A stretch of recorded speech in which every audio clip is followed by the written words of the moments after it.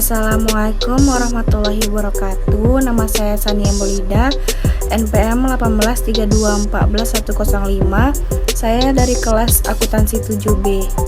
Saya akan mereview jurnal akuntansi sektor publik yang berjudul Pengaruh Budaya Organisasi dan Gaya Kepemimpinan Terhadap Kinerja Pegawai Keuangan Organisasi Sektor Publik dengan Motivasi Kerja sebagai Variabel Intervening. Nama jurnal nominal, volume dan halaman 4 nomor 1 tahun 2015. Penulis Evi Wahyuni. Kemudian tujuan penelitian untuk mengetahui yang pertama pengaruh budaya organisasi terhadap kinerja pegawai, yang kedua pengaruh gaya kepemimpinan terhadap kinerja pegawai, yang ketiga pengaruh budaya organisasi terhadap kinerja pegawai melalui motivasi kerja, yang keempat pengaruh gaya kepemimpinan terhadap kinerja pegawai melalui motivasi kerja. Kemudian metode penelitian. Jenis penelitian ini dilihat dari sifat-sifat masalahnya, merupakan penelitian kausal komparatif yang menunjukkan hubungan sebab akibat antara satu variabel dengan variabel lainnya. Metode pengumpulan data dilakukan dengan menggunakan pendekatan studi kasus. Populasi dan sampel. Populasi dalam penelitian ini adalah seluruh pegawai bagian keuangan yang bekerja di dinas-dinas pemerintahan Kota Tasikmalaya. Jumlah pegawai bagian keuangan seluruhnya sebanyak 96 pegawai. Hipotesis. Pengujian hipotesis ini menggunakan analisis regresi linier, sederhana, dan analisis jalur. Hasil perhitungan dengan SPSS statistik 13.0. Pengaruh budaya organisasi terhadap kinerja pegawai bagian keuangan dapat dilihat dari R-square, yaitu sebesar 0,326. Hal ini berarti bahwa pengaruh budaya organisasi terhadap kinerja pegawai bagian keuangan sebesar 32,6%, sedangkan sisanya 67,4% dipengaruhi oleh faktor-faktor lain yang tidak diteliti dalam model regresi. Yang terakhir, hasil dan pembahasan. Berdasarkan hasil analisis dan pembahasan mengenai pengaruh budaya organisasi dan gaya kepemimpinan terhadap kinerja pegawai bagian keuangan organisasi sektor publik dengan motivasi kerja sebagai variabel intervening, yaitu budaya organisasi berpengaruh positif terhadap kinerja pegawai bagian keuangan.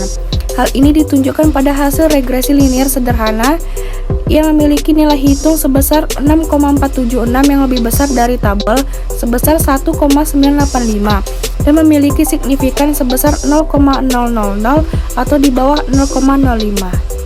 Selanjutnya, jurnal akuntansi sektor publik yang kedua yang berjudul Pengaruh Budaya Organisasi Terhadap Efektivitas Penerapan Akuntansi Sektor Publik serta Dampaknya Terhadap Good Governance. Nama jurnal Riset Akuntansi dan Bisnis, volume dan halaman 12 nomor 2 tahun September 2012. Penulis Eka Nurmalasari. Tujuan penelitian untuk mengetahui pengaruh budaya organisasi terhadap efektivitas penerapan akuntansi sektor publik serta dampaknya terhadap good governance pada satuan perangkat daerah SKPD di Kota Medan. Selanjutnya, metode penelitian. Metode dalam penelitian ini menggunakan metode deskriptif, sedangkan jenis penelitian yang digunakan adalah verifikatif. Populasi dan sampel. Populasi dalam penelitian ini adalah seluruh SKPD yang ada di Kota Medan. Dalam penelitian ini, yang menjadi unit analisis adalah seluruh SKPD yang ada di Kota Medan. Sedangkan yang dijadikan responden dari setiap SKPD adalah kepala atau wakil SKPD dan bendahara atau kepala bagian akuntansi. Sehingga dari masing-masing SKPD yang dijadikan responden adalah 2 orang. Jadi jumlah responden secara keseluruhan berjumlah 31 kali 2 orang sama dengan 62 orang. Selanjutnya, hipotesis. Budaya organisasi terhadap efektivitas penerapan akuntansi sektor publik. Budaya organisasi berpengaruh terhadap good governance. Efektivitas penerapan akuntansi sektor publik berpengaruh terhadap good governance. Yang terakhir, hasil dan pembahasan. Budaya organisasi berpengaruh signifikan terhadap efektivitas penerapan akuntansi sektor publik.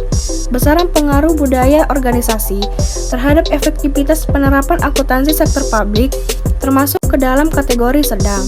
Budaya organisasi berpengaruh signifikan terhadap good governance. Besaran pengaruh budaya signifikan terhadap good governance.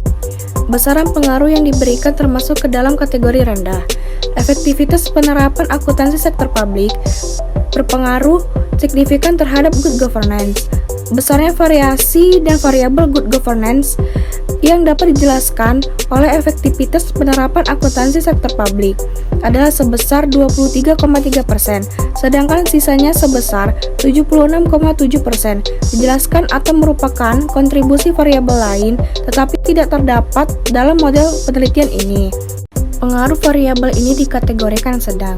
Hal ini menunjukkan bahwa efektivitas penerapan akuntansi sektor publik kurang mampu mempengaruhi good governance pada SKPD yang ada di Kota Medan. Selanjutnya, Jurnal Akuntansi Keuangan yang berjudul Komitmen Organisasi Memoderasi Pengaruh Sistem Akuntansi Keuangan Daerah Terhadap Kualitas Laporan Keuangan. Tujuan penelitian yaitu untuk menguji pengaruh sistem akuntansi keuangan daerah terhadap kualitas laporan keuangan dengan komitmen organisasi sebagai variabel moderasi. Metode penelitian. Metode penelitian yang digunakan adalah metode survei yang terdiri dari descriptive survey dan explanatory survey dengan investigation type yang bersifat kausalitas, yaitu yang menunjukkan arah hubungan antar variabel berdasarkan konstruksi model penelitian. Populasi dan sampel. Populasi dalam penelitian ini adalah pemerintah daerah Kabupaten Karawang.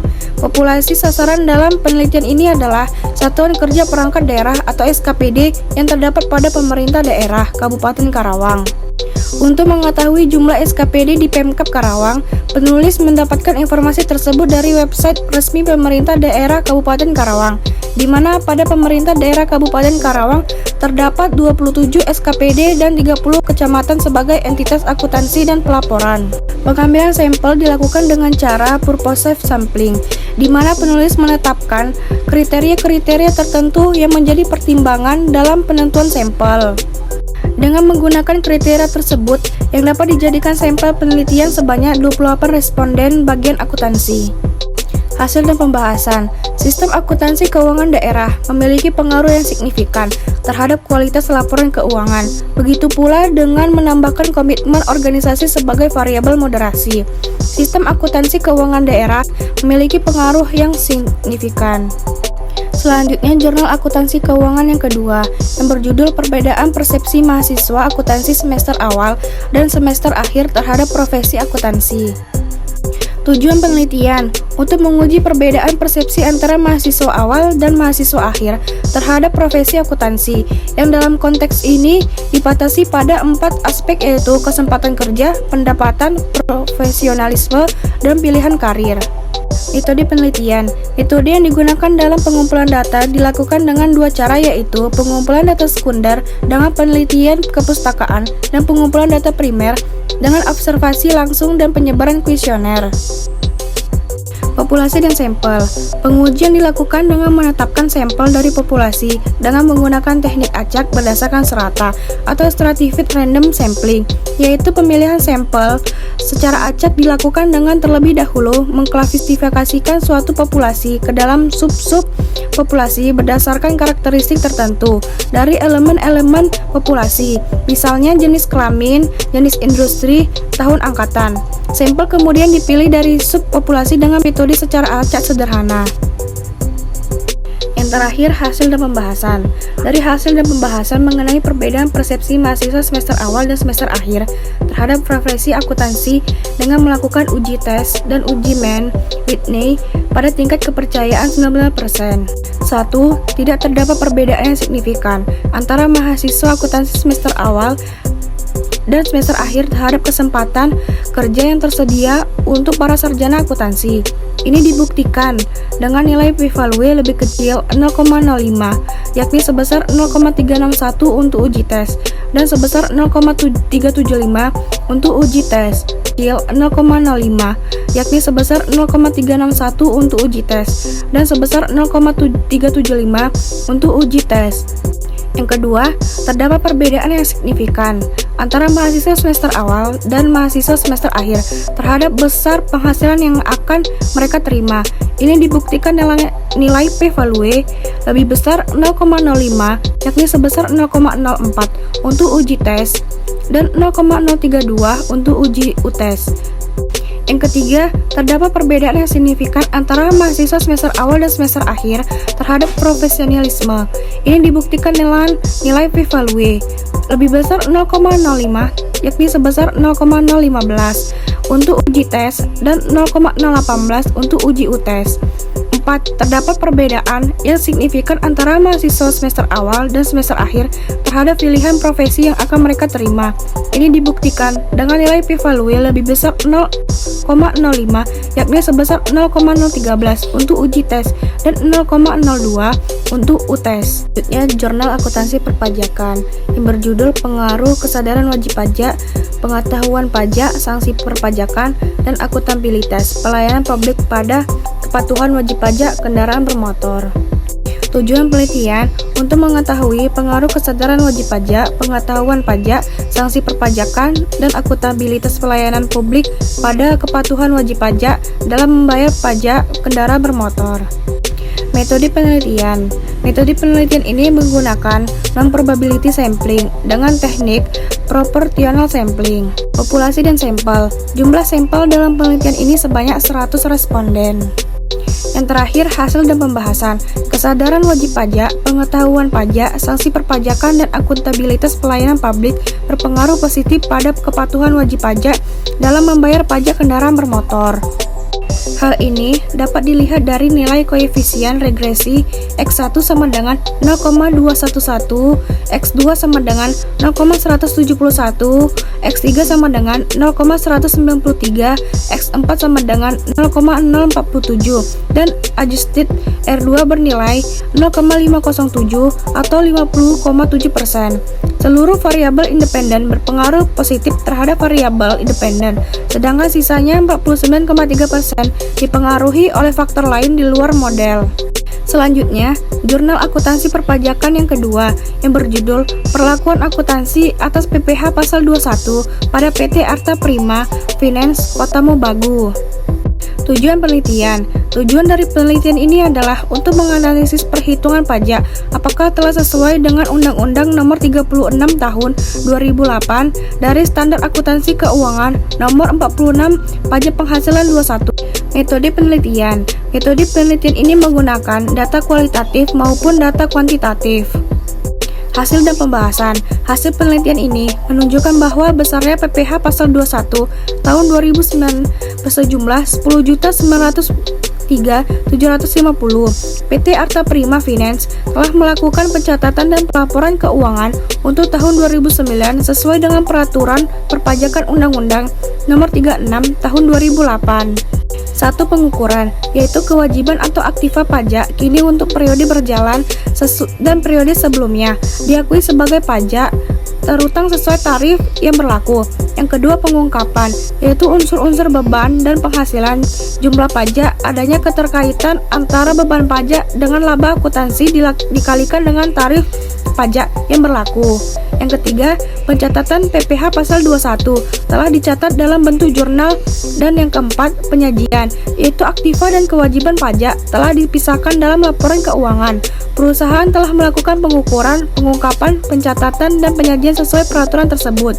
Selanjutnya, Jurnal Akuntansi Keuangan Syariah yang berjudul Persepsi Mahasiswa Akuntansi dan Praktisi Akuntansi Syariah terhadap Paradigma, Etika, dan Kompetensi Praktisi Akuntansi Syariah. Metode penelitian. Metode penelitian yang digunakan adalah dengan menggunakan metode deskriptif dan uji tes menggunakan program komputer SPSS. Populasi dan sampel. Populasi dalam penelitian ini adalah mahasiswa jurusan akuntansi Fakultas Ekonomi Universitas Islam Sultan Agung, Sekolah Tinggi Ilmu Ekonomi, Bank Pemerintah Daerah Jawa Tengah, Institut Agama Islam Negeri Wali Songo, Semarang, dan praktisi akuntansi syariah yang bekerja di lembaga keuangan di syariah di wilayah Semarang. Teknik pengambilan sampel yang digunakan dalam penelitian ini adalah metode purposive sampling, di mana pengambilan sampel dilakukan berdasarkan pertimbangan dan memenuhi beberapa kriteria. Hasil dan pembahasan. Berdasarkan hasil dan pembahasan yaitu terdapat perbedaan persepsi antara mahasiswa akuntansi yang belum dan yang telah menempuh mata kuliah akuntansi syariah terhadap paradigma, etika, dan kompetensi praktisi akuntansi syariah. Kedua, perbedaan persepsi antara praktisi akuntansi syariah dan mahasiswa akuntansi yang belum menempuh mata kuliah akuntansi syariah terhadap paradigma, etika, dan kompetensi praktisi akuntansi syariah. Yang ketiga, perbedaan persepsi interaksi antara mahasiswa akuntansi yang telah mengikuti mata kuliah akuntansi syariah dan praktisi akuntansi syariah terhadap paradigma etika kompetensi praktisi akuntansi syariah. Selanjutnya, jurnal akuntansi syariah yang kedua yang berjudul Analisis Faktor-faktor yang mempengaruhi minat mahasiswa STII, SIBI, jurusan akuntansi syariah terhadap profesi akuntan publik. Metode penelitian. Metode penelitian yang digunakan dalam penelitian ini adalah peroleh dari bagan kemahasiswaan STII, SIBI. Populasi dan sampel. Untuk mengetahui tujuan penelitian, responden yang dipilih adalah mahasiswa STII, SIBI, jurusan akuntansi syariah angkatan 2008 dengan jumlah 47 orang, 22 laki-laki, 25 perempuan, dan angkatan 2009 dengan jumlah 48 orang, 16 laki-laki, 32 perempuan, sehingga jumlah keseluruhan 95 orang responden. Yang terakhir, hasil dan pembahasan.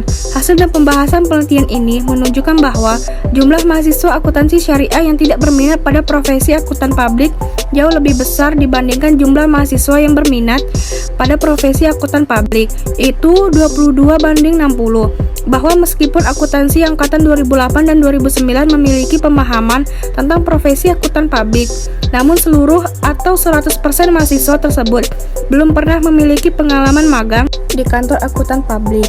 Hasil penelitian menemukan 3 faktor intrinsik, yaitu faktor pekerjaan, sosial ekonomi, dan kepribadian tidak berpengaruh signifikan terhadap minat mahasiswa terhadap profesi akuntan publik. Sampai disinilah penjelasan saya mengenai jurnal akuntansi sektor publik, akuntansi perpajakan, akuntansi keuangan syariah. Bila ada salah kata, saya mohon maaf. Assalamualaikum warahmatullahi wabarakatuh.